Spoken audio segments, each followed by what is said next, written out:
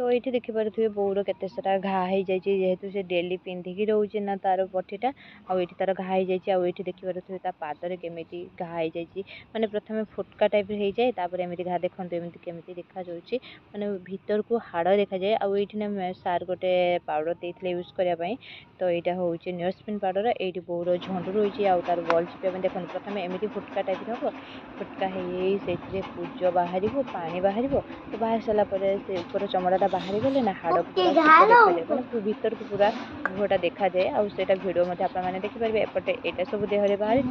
कांधरे छेदा है पादरे फुटका है घाई हाथ केमी कांध केमी खसी जाए देखूँ बाँ पट साइड जो हाथ पड़ी रोचे आपने लक्ष्य करेंगे देखूँ ये केमी गंठी छाड़ी जाइए मुझे तलपट टेकिक आप देखा देखूँ केते छाड़ी जाइए माने इंचे 2 इंच पाखा 1.5 इंच पाखापाखि